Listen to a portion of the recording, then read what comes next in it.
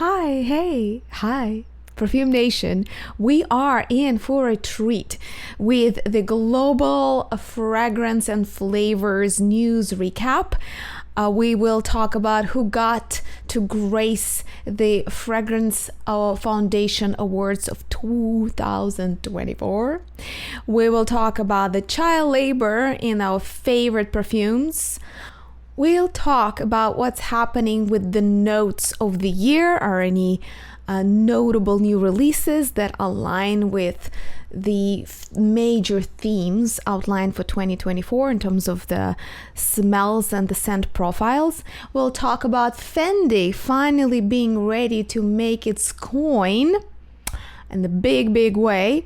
We'll talk about the fragrance trends as they've been presented to us by marketing agencies, from the clean girl fragrances to fragrance gatekeeping and mob wife fragrances. So yeah, buckle up, get ready, get your fingers ready to give a like and subscribe while we're gonna play the Perfume Nation anthem. I'm gonna get ready with my notes, and once we given our likes, said hi in the comments, we're about to embark on this epic, dramatic journey. Welcome to the show, grab a seat, take it slow. You tune just in time to join the flow. Welcome to the hype, where scents come alive, where knowledge and laughter find side by side. Perfume Nation is the place where we dive, exploring the scents and the stories they drive. We're glad that you came, just jump in the game, where we unveil secrets behind fragrance's fame. Welcome to Perfume Nation, we're glad you are here. Join our journey, lend us your ear. So let's start the show, give us a cheer. Welcome to Perfume Nation, we're glad you are here. First and foremost, I stopped by a Cartier boutique that shall not be named, you'll see why, to finally sample Pour La La by Cartier, their release of the year, one of the major releases that they do maybe like once a year or even less often in their high perfumery line. And guess what it is? Lilacs, the note of the year. And so far, it's been a challenge to find a sample. So I was traveling for a conference. I was thinking, why don't I pay them a visit, chat, maybe get a sample or two and like just kind of introduce myself, yada, yada, yada. Well, that story unraveled in a rather unexpected way. I came to the boutique. It was a large shopping mall. And I actually, right at the beginning, I did notice that the boutique was empty. There were probably like 10 people attending to it, and yet maybe like one person who was visiting. And there was a lively group of shopping mall guards that were kind of hanging right there. I guess like they were just making their rounds and like stopped by to chat. And there was one really bombastic, funny woman among that guard group who was kind of like trying to like elbow her way in with the Cartier gatekeeper, the woman who was standing there at the beginning greeting the non-existent guests. So when I approached, I was kind of casually dressed. I was in between errands, between running to the gym and the next session and the conference. And somehow I felt like the person at the entrance did not believe me when I introduced myself as a perfume reviewer, as a perfume fragrance reviewer and a critic. Then I have my podcast, and I'm preparing this review for the lilac. It was a really silent scene of refined condescension and judgment that glorious woman, we'll call her Charlene, gave me by just pure silence, just kind of slowly sizing me up and down.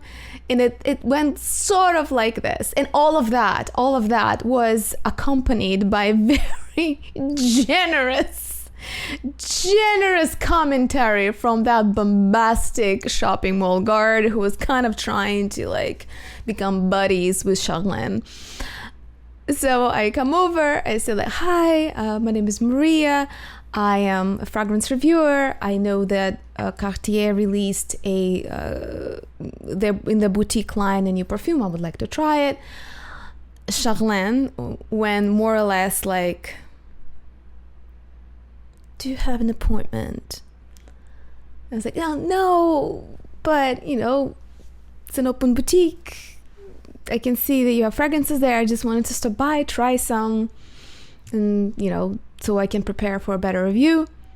And I know that it's mostly sold online. It's kind of hard to find elsewhere. So I thought maybe you have it in the Cartier boutique.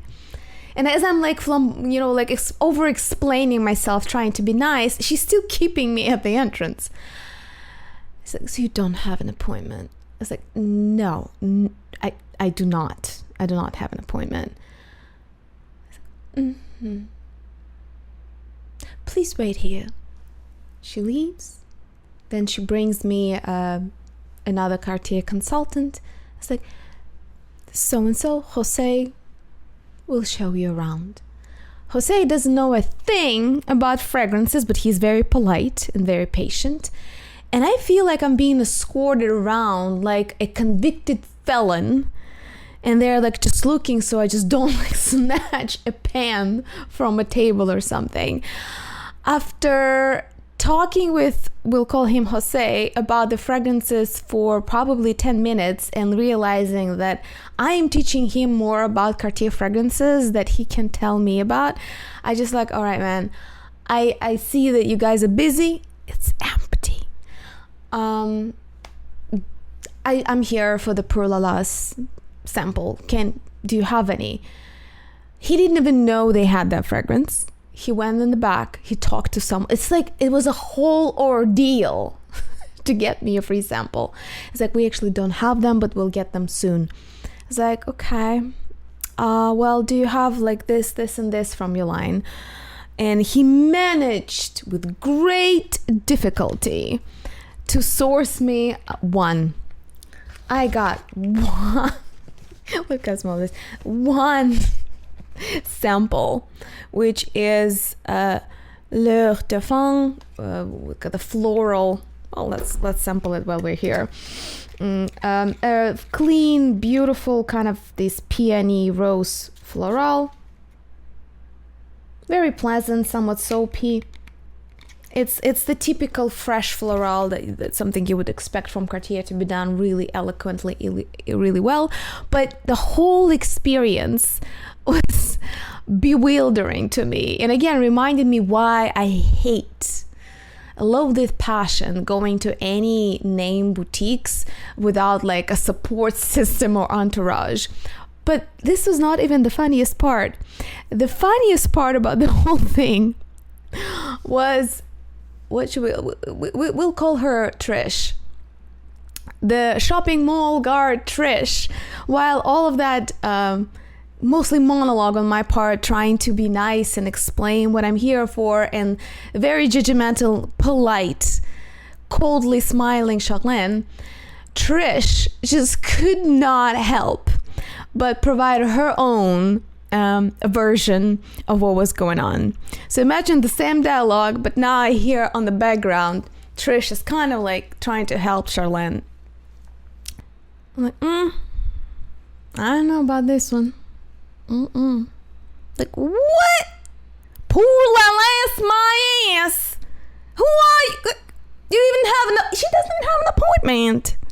Like, those broke ass bitches coming here fishing for free samples. Charlene, influencer. Look my butt, you are. Charlene. Oh, my bad. Charlene.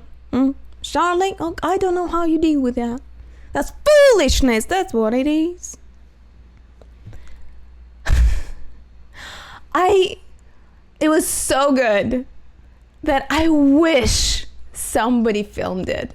I just wish there was like an invisible camera crew that just get all of these characters, including me, utterly confused. Why is such a problem for me to step in and sample Cartier fragrances? It was precious and will forever shape my memories. Moving on. Well, after that, I went to a nearby Frederic Malle boutique and had a blast. The guy there was a very beautiful young artist who also worked in Frederic Malle part-time. I don't know, maybe he was there full-time, but he's also into visual arts. His name is Devin. He gave me all of the samples. He gave me the acne, so yeah. The next video probably is gonna be about Frederic Malle, because we had so much fun. We sampled so many things. I told him about the comparisons and the things that I hear on the grapevine about this and this and that. We shared gossip, and Devin even somehow squeezed in his personal phone number on that's so cute, on the business card. So yeah, I had like the best time in Frederic Malle. Go figure. And here comes a question for you guys.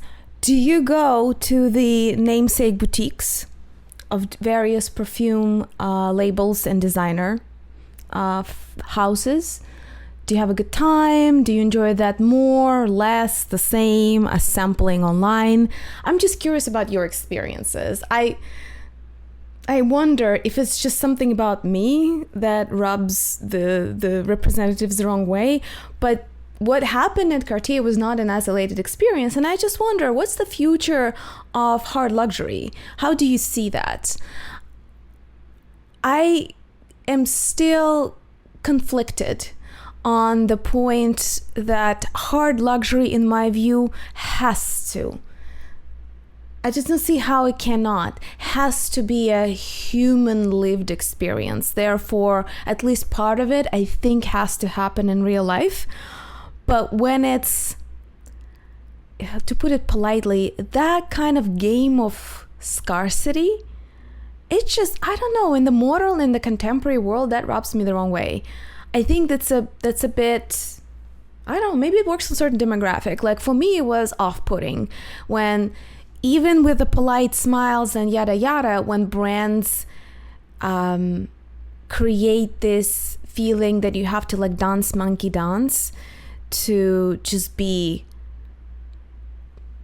walking near our displays, that's just really off-putting to me. I never liked it. I would never even wait more than 20 minutes for brunch, no matter how fancy a brunch restaurant is in like downtown Manhattan or in San Francisco.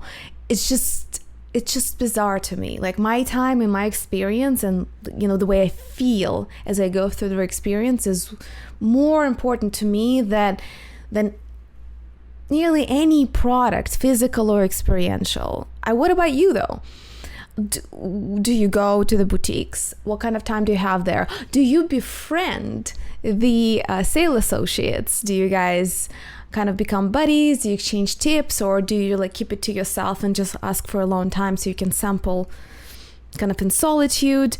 Tell me, spill the tea, tell me your stories. I can't wait to hear them. I'm still sourcing a few other lilacs that I haven't sampled and talked about yet. If you have any recommendations, now is the best time to share them in the comments down below or send me a DM on Instagram, perfume.nation.podcast. So far, as Trisha so well put it, pour l'alas my ass. We'll have to wait for the installment number 3, because I think I sampled the creme de la creme so far. So those 2 reviews cover probably the largest ground when it comes to lilacs. Those are probably the largest, to my knowledge, the largest fragrance reviews on the lilacs, including a a discussion we had with Sam Macer, who is a perfumer, on what actually makes a lilac accord. Those are probably the most comprehensive information you'll ever find to date on the subject of lilac perfumes. But I am gonna do due diligence and dig out more. So if you have any recommendations, post them down below. I am working on it to complete this chapter of our fragrant alchemic story. Now to the other note of the year, which is unusual incense. I got my Scentbird next subscription box from Scentbird. This time all came in one piece, nothing broke, everything was fine. Still not a big fan of their new bottles, but they're fine. The incense that I sampled is from Rag & Bone. That's a well-established line that they have of fragrances. I haven't heard much praise or criticism of Rag & Bone fragrances. I'm curious if you've sampled any. What do you think about them? I got myself 3. We'll talk about it in the next video of the indulgences of the season, where I'll show you everything that I purchased, hauling new perfumes. But incense, simply called incense, Rag & Bone, stole my heart from the first spray. That was one of those romantic crushes. Like, I saw it across the room. It's beautiful, and it's this beautiful, poetic, floral, flirty, but incensey enough that it seems unusual. But it's not a Catholic type of incense. It's not churchy in a way. I have a lot of respect and love for churchy type of incense, but that's more of a classical genre, and I'm really looking for an unusual take. For example, the most unusual colognes or kind of waters, fresh fragrances that contain incense, in my view, are the ones that contain incense are Serge Lutens waters. This is the first floral incense that I just can't have enough of.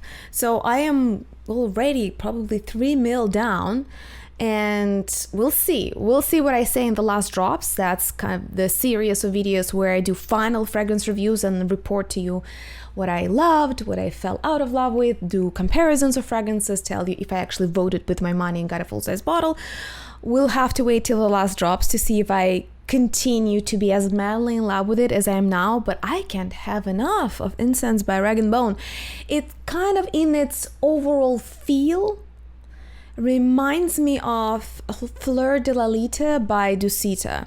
That one is kind of this flirtatious, easy to wear lily scent that is not too much of a lily, but lily is there. This is the same thing. Incense does not play a central role here, at least not to my nose, but it's so beautifully and interestingly weaved in the floral notes. So good for June, especially in Florida. If you guys have recommendations on an unusual take on incense for the installment of the review of the note of the year, that's probably, I think I will try to prepare something for you by July, maybe September, depending how many fragrances I source to do a full festival of unusual incenses. But if you want to send a sample for the review, if you want to share a decant from your collection, or if you have a recommendation, please leave a comment below. The time is now. To the child labor expose that was the BBC documentary on sourcing perfume ingredients. I think at this point, every major player, in terms of the big four, the big chemical companies that make perfume ingredients and compose perfumes for a lot of brands, most of the brands just white label something that the big four, or let's expand it, big 10 flavor companies are making for them. And those companies has a substantial staff of perfumers and chemists. So they all, by now, I don't think there's a single large chemical company that hasn't adopted the green chemistry and more like humane sourcing protocols. So child labor is outlawed in majority of the cases, and yet the documentary shows a case study. They don't show any statistical numbers, but they do show a case study that due to the continued automation and downscaling of logistics and operations along the logistics chain of perfume making, the pay is less and less for those people who work in the fields and actually acquire the raw materials that are to be used to make essential oils, to make any kind of substances that are used later for creating flavors and perfumes. So the pay is going down. Due to the climate change, some of the work is just shifting to other areas, geographical areas, because it's too hot or too wet or this or that. And what was the most concerning is that they showed a family where, in order to make ends meet, the children in the family had to get up at some ungodly hour and work through the night. Because due to the kind of the rules of botany, so to speak, the flowers and the essential oils in them are the most potent in the beginning of kind of at the dawn of any day, including that's how like rose oil is best produced. So the gathering of natural materials usually happens in really unusual, very uncomfortable hours of labor, between 3 a.m. and 6 a.m., more or less. And the fact that kids have to do it not only is illegal, but heartbreaking. What was not surprising, but interesting to me, I always want to see how the PR departments of all of the big companies who routinely maintain and do damage control for, and put out fires, PR fires, how would they react? There are pretty much not that many scenarios. Like there are 101 kind of textbook reactions as those departments follow. It's full denial, via usually some kind of willful negligence inside. So they don't ask too many questions of their supply chain, and therefore they have a plausible deniability. And second favorite is they will do kind of an orgy of concern. Oh, we did not know. We're so worried. We're so concerned. We're so with you. And then they'll form some kind of an internal committee who is supposed to meet once a month, and that's their solution. That's exactly what happened.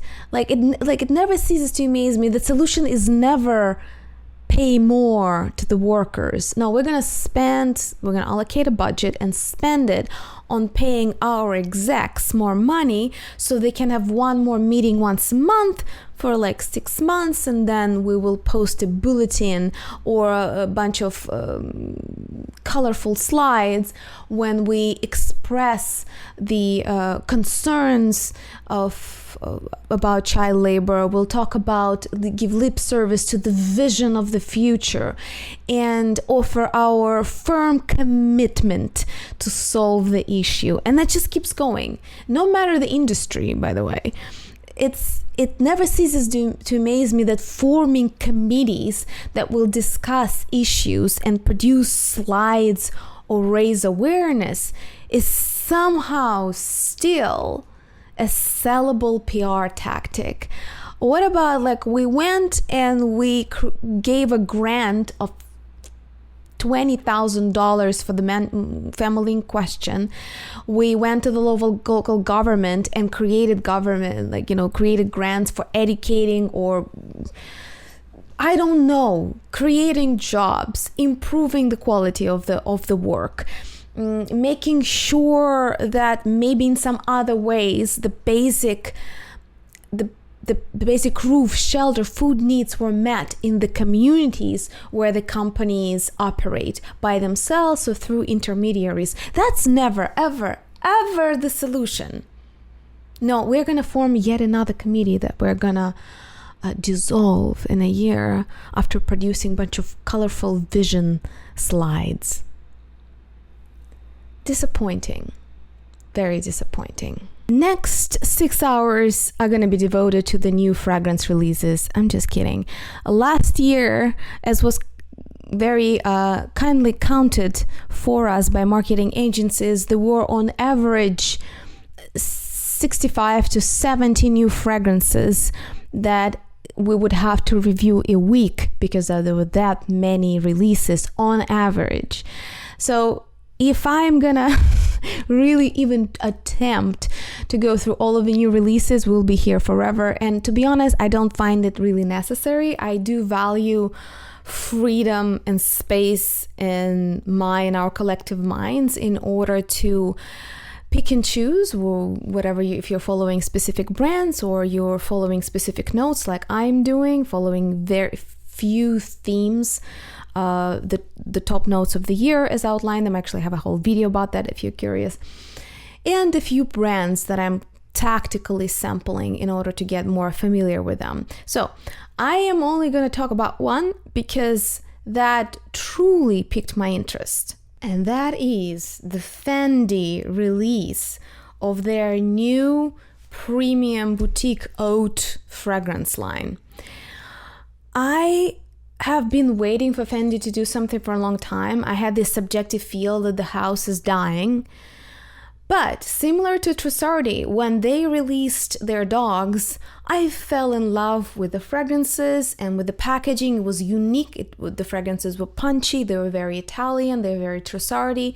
I thought all in all it was a great release. The only missing part for me was the distribution and marketing on, via the influencers and social media. The kind of people were discovering Trussardi haute parfum line on their own through gray markets mainly. Let's call it spade a spade. There was not much of a distribution happening via official channels, so that was confusing. We'll see how it's going to work out for Fendi. I am still a bit lost. Maybe I just don't have enough of insider knowledge what really happened, because Fendi had such a prime ownership of the most lucrative part of the fashion market, which is accessories, bags and accessories. They absolutely owned it in early 2000s, 2010s, and I feel like they lost the spot under the sun. And similarly with their fragrances, let's review some of the best ones. Fendi Theorema, still like a hunted after vintage. So many people defined their mothers, or what luxury fragrance is by Fendi Theorema. Same with Fendi Pie. I loved it, even though it's marketed toward men, but Pie was such a beautiful, this cinnamony, soft, spicy, very rare concoction that was clearly marketed toward men, and clearly girls would steal it all the time because it was a gourmand. Back when it was a soft, spicy, kind of kitchen baked spices gourmand. Still love it. Also Furiosa, one of the rare cases where yellow florals are compliment getting, easy to wear, easy to understand, and yet not so usual. I haven't really smelled anything like Furiosa in the recent years. And yet, it's so simple and easy to enjoy. And the packaging is bomb. Furiosa just really wins it with the packaging. I hope you can see it. Very high quality packaging. Love it, love it, love it, love it. So, the fact that they waited that long to issue their haute parfum line is a bit bewildering to me. At this point, every single house has did a cash grab with $200-$300 bottles. So I am curious, have you had a chance to try the line by Fendi? Like, honoring the luxurious, flamboyant, very enjoyable fragrances that they used to make, and they were best sellers for a long time back then. I want to give them a chance if I get an opportunity to sample them. That previous story comes to mind. Who knows? If you guys have any samples to share, or you're affiliated with a brand or a marketing agency, please let me know, because otherwise, as Trisha put it, pour la lass my ass. It might not happen. We'll see. Still love Curiosity. Like beautiful, glamorous, summery yellow floral. So good. I can only hope that their Haute Parfum line kind of holds the same standard. I hoped for a slightly more Italian nouvelle-riche packaging, because that's what Fendi is known for. I was hoping for a little bit more of a pizzazz in the packaging of the scents. As I'm looking at the bottles, they're kind of a bit too simplistic to their DNA, in my view. But maybe what's inside is truly the extravaganza, is truly the party. That only time will show. Next, we gotta talk about the Fragrance Awards, right? The Fragrance Foundation hosted its annual Fragrance Awards, and now we know the results of it. It's a very well-esteemed organization with good connections, and I would say it's a respectable social media following on their Instagram, and yet I was kind of flabbergasted to see their red carpet lineup. Some of the people were thoroughly expected, but sometimes I feel like some of these niche industry awards are like family picnics. It's like invite you and your nephew. Like some people who were there made perfect sense. Vera Wang, some of the designers who are pushing their lines, some of the editors, some of the influencers in the space. But even though the influencers that were not there, that was like a resounding silence to me. I was very confused. Some of the people have maybe like 1,000 followers on any of their social media, produce no real content ever. Even the beloved Tiff Benson, who was the only person who was kind of universally globally recognized in their influencer lineup. Again, correct me if I'm wrong. I only looked at their own coverage on social media, which is worth another point of discussion. Like I looked at their coverage of their own event, and out of influencers, global influencers, I only recognized Tiff Benson, and Tiff hasn't really created content in years. Ever since she got with the Sephora squad and kind of brushed her shoulders with the marketing agencies, I don't really see her putting in the work to connect with real people. I know that Demi Rowing is heavily investing in her app, which I completely understand. It's thematic, it fits into her brand. It's all good, but like the people who were not there, that like raised a lot of questions to me. And some people who were, like, I'm glad they're having a good time, but it looks like a family picnic to me, or like a extended family reunion rather than an industry event. I was very confused about the guest list. I was like, I can't say anything about this. It's just, I don't know. Like seeing Nina Garcia, I love her from her previous work like on TV and stuff, but is she really a fragrance influencer? Kind of bizarre. And also the social media coverage was abysmal. It was just abysmal. I didn't see anybody post any vlogs from it. And I follow a fairly large number of influencers and podcasts in this space.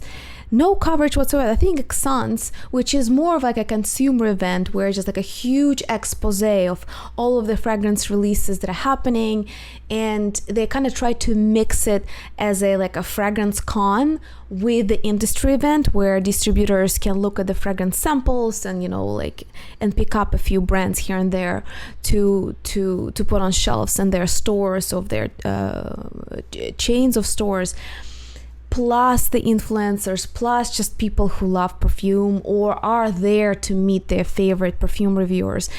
Exans also could do a better job doing coverage, because these events are not cheap. I mean, I know that much. It's a lot of work, a lot of money to put these things together. So it is a bit of it's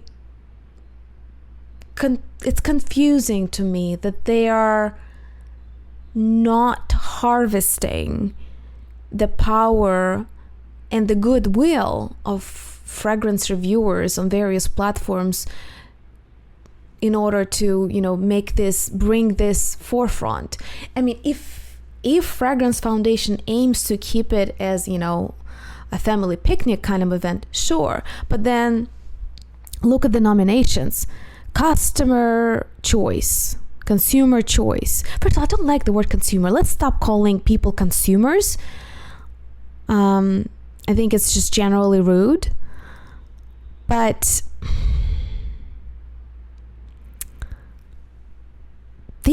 the nominations are bizarre to me. The winners are bizarre to me. None of that really reflects what's been happening in the forums or the discussion blogs. It's just all in all a toss. However, we gotta outline it there. I wasn't there.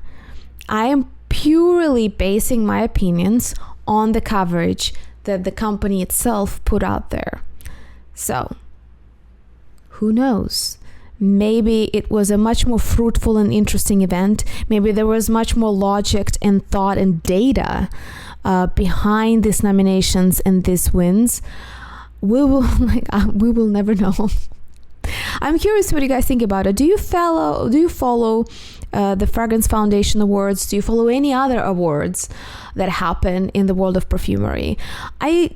Again, as much as I hate the Fragrantica redesign, which just completely ruined the user experience on the website, I find that Fragrantica is, to this date, still is the people's magazine of the fragrance world. That's where you find the best forum discussions. That's where you find a great variety of author articles. That's where that's the largest database with the kind of the people commentary attached, which I personally find very useful.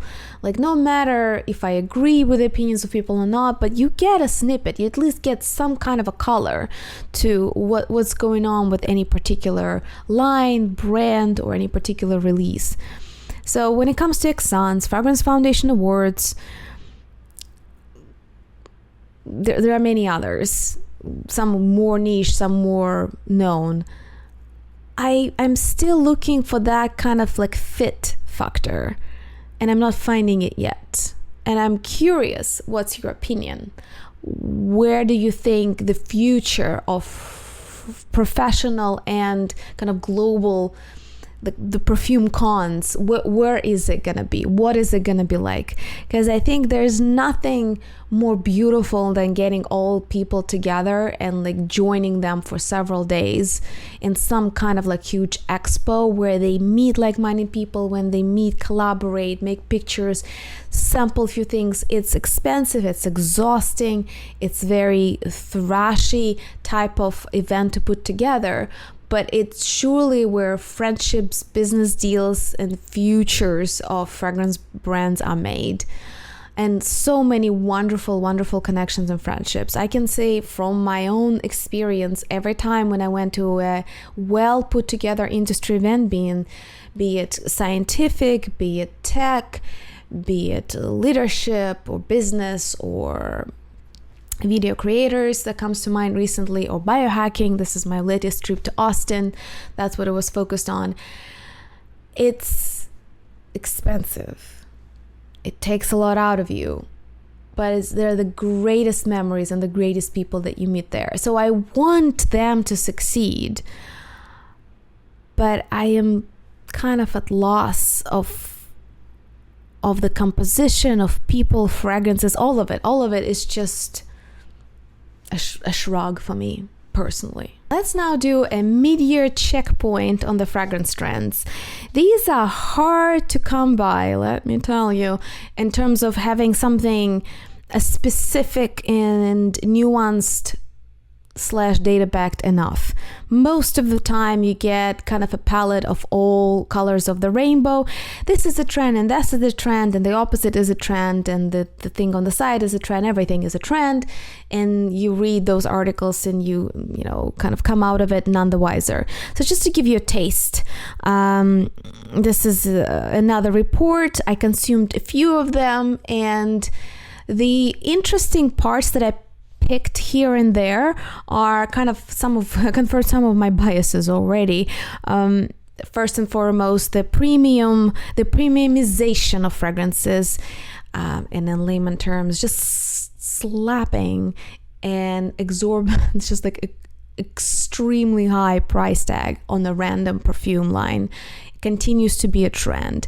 So us as people who vote with our money, be aware. Prices are becoming, it's like a huge bubble. It's a huge bubble on pricing fragrances. I don't know when it's gonna blow up, but my prediction in the video where I call the prophecies with the future fragrance industry, I think within a year or two it must burst. Potentially with the next large economic shift, because it's a luxury industry. It's always is the most volatile in any change of global economic circumstances. So yeah, the racketeering when it comes to prices is continuing. Exponential explosion of brands is continuing. The dupe trend, they pretty much are confirming things that we knew were happening a year ago. So I kept looking for those nuggets of news, like what's actually a new trend for 2024. And I managed, through consumption of many articles and blogs of this sort, I managed to squeeze out a few for you to share. First one is fragrance gatekeeping.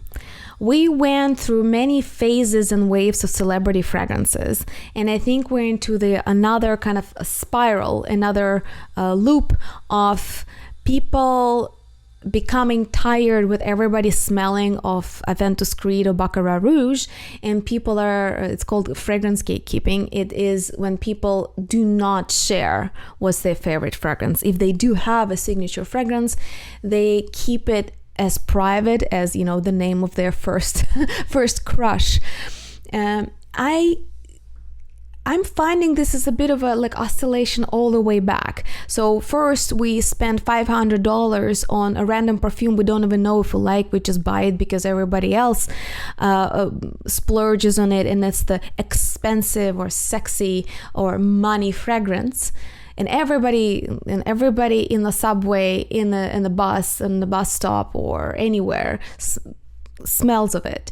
And we go all the way back tell no one, including celebrities who are refusing to share. So it's becoming a little bit of a trend. It's a personal thing. Don't ask me. I'm sorry. I'm not going to share what fragrance I'm wearing. I feel like it's too far in the opposite direction. It's fine. And I think it's a noble deed to share what you're wearing. Most people have more than one, right?